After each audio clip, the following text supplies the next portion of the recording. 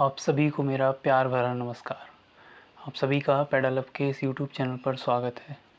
ये वीडियो हमारी DSSB PRT exam 2023 series का पार्ट है, जिसमें हम पेडागोगी एंड CDP से रिलेटेड मोस्ट इम्पॉर्टेंट क्वेश्चन की प्रैक्टिस करते हैं। और अगर आपने हमारे पिछले प्रैक्टिस वीडियो नहीं देखेंगे तो उसकी लिंक डिस्क्रिप्शन बॉक्स में दी गई है, आप चेक करके वो सारी वीडियो को देख सकते हैं। इसके साथ ही अगर आप हमारी डेली टेलीग्राम कुछ को ज्वाइन करना चाहते हैं तो उसके लिए आपको टेलीग्राम पर जाकर पेडाकुछ नाम से इस एप्लीकेशन को, इस ग्रुप को सर्च करना है, जिस पे हम रोज़ रात को 9 बजे 10 क्वेश्चनों का एक प्रैक्टिस सेट प्रोवाइड कराते हैं, जिसको आपको पर क्वेश्चन करने के लिए 15 सेकंड का टाइम दिया जाता है। इससे आप अपनी डेली प्रैक्टिस को एनालाइज कर सकते हैं। और इस ग्रुप की लिंक हमने नीचे कमेंट बॉक्स में भी दे रखी है, वहाँ से भी आप आसानी से इस ग्रुप तक पहुँच सकते हैं। जैसा कि आप जानते हैं कि हम हर एक वीडियो के अंत में आपको एक बोनस क्वेश्चन देते हैं, जिसको आप खुद से सॉल्व करें और उसका आंसर कमेंट बॉक्स में हमें दें। और तो आज वक्त आ गया है कि उस बोनस क्वेश्चन को हम आपके साथ डिस्कस करें। तो हमारा पिछली वीडियो का बोनस क्वेश्चन था कि जन्म की 4 अवस्थाएं होती हैं, एक्सपल्सन उनमें से एक है। तो जी हाँ, मैं आपको पिछली वीडियो में भी ये कई सारे प्रैक्टिस सेटों में इस बात को बताता आया हूँ कि जन्म की हमारी 4 अवस्थाएं होती हैं। ये बात हमारी बिल्कुल सही है और एक्सपल्सन में से एक है, ये बात भी हमारी सही है। हमारी जन्म की 4 अवस्थाएं होती हैं। आप इनको अपनी नोटबुक में नोट भी कर सकते हैं, और जो हमारी वीडियो को पहले से ही देखते आ रहे हैं उनको पता है इस बात का कि पहली होती है dilation. First is dilation. Dilation के जो बाद अगली अवस्था आती है उसको बोलते हैं हम एक्सपल्सन। ओके, उसके बाद जो थर्ड अवस्था आती है उसे बोलते हैं टोटल एक्सपल्सन। यहाँ मैंने शॉर्ट में लिखा है, आप मेरी वर्डिंग को सुन करके अपनी नोटबुक में नोट कर सकते हैं। तो सबसे पहला होता है डायलेशन, दूसरा एक्सपल्सन, तीसरा टोटल एक्सपल्सन, और जो फोर्थ नंबर का है उसे बोलते हैं रिकवरी। ये क्वेश्चन DSSB में भी आ चुका है कि बताइए जन्म की कितनी अवस्थाएं होती हैं। तो आपको बताना है कि जन्म की 4 अवस्थाएं होती हैं। तो यहाँ हमारे दोनों स्टेटमेंट करेक्ट हैं, तो इसका आंसर है थर्ड। तो आज की वीडियो का हमारा पहला क्वेश्चन है कि the bird contact comfort is given by. जो आपको बर्ड दिख रहा है कॉन्टैक्ट कम्फर्ट, ये किसके द्वारा दिया गया? तो कॉन्टैक्ट कम्फर्ट जो बर्ड है वो आपका हर्लो के द्वारा दिया गया। इन्होंने बंदर के बच्चों पर अपना प्रयोग किया था, जिसके बाद इन्होंने ये वर्ड दिया था।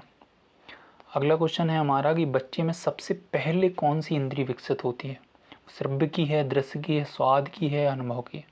तो ये क्वेश्चन हम कई सारी परीक्षाओं में देखते आ रहे हैं। इसका जो सही आंसर है वो है श्रव्य की।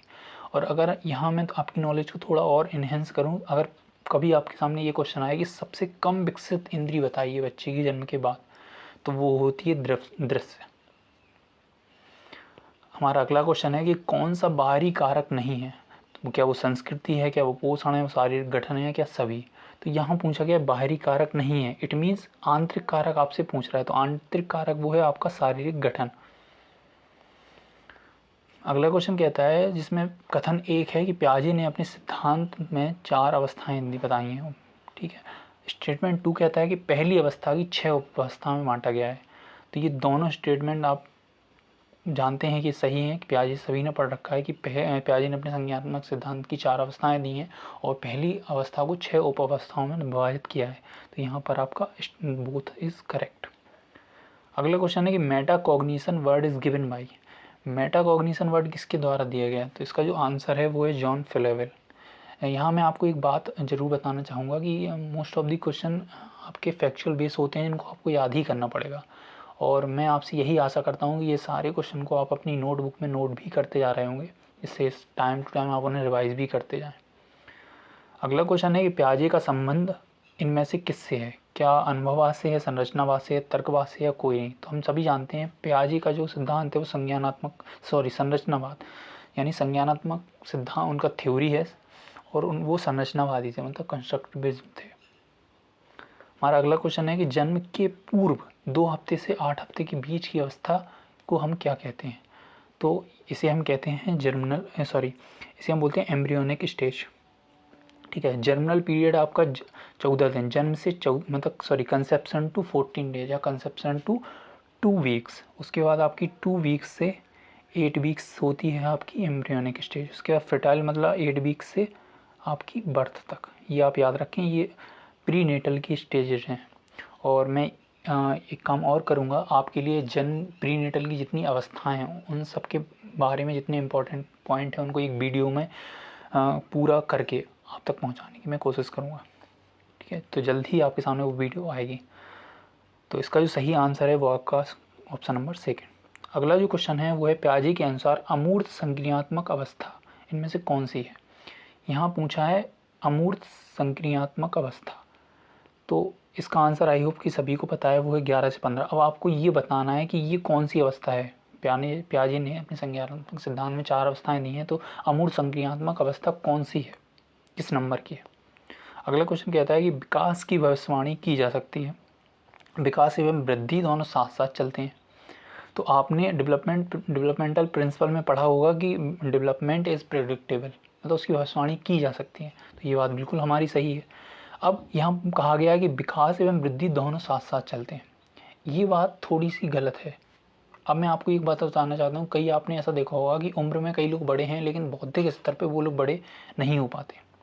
ठीक है, तो भले ही हम शारीरिक रूप से बड़े हो उम्र में बड़े होते जाएं, बट मेंटली लेवल यानी विकास के स्तर पर हम इतने डेवलप नहीं हो पाते। कई ऐसे केसेस आपने को देखने को मिले होंगे।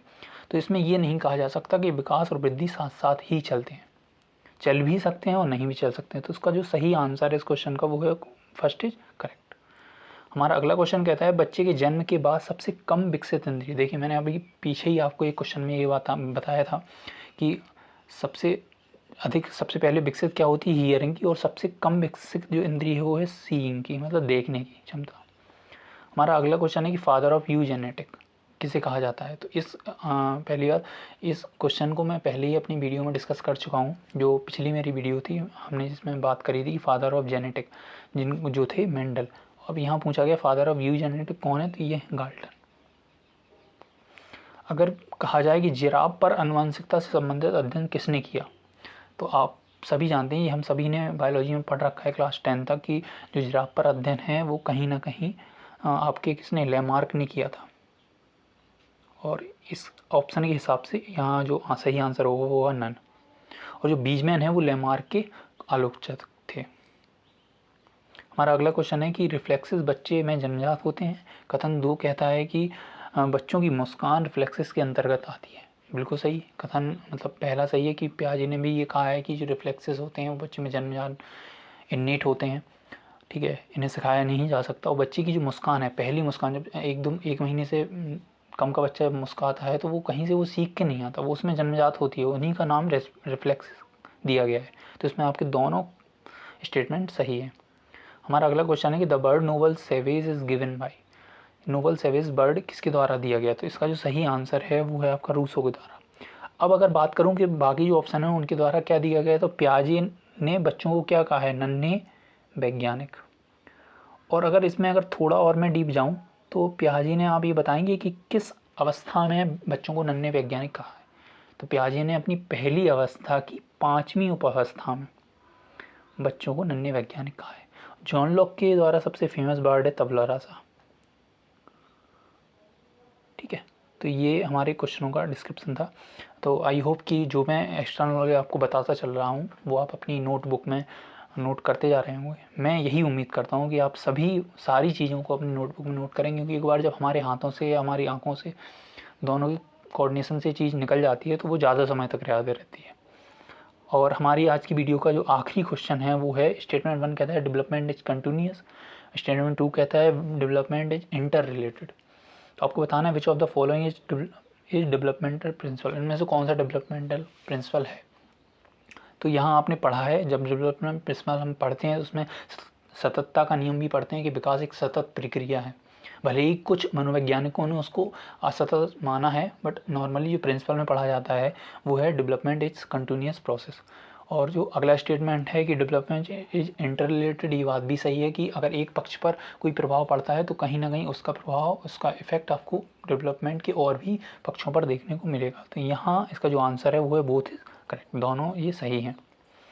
तो ये थे हमारे बेहतरीन 15 क्वेश्चन। और अब बारी आ गई है कि बोनस क्वेश्चन आपको दिया जाए जिसका आंसर आप, मुझे पूरी उम्मीद है, कमेंट बॉक्स में हम तक पहुंचाएंगे और इसको हम अपनी अगली वीडियो में ज़रूर डिस्कस करेंगे।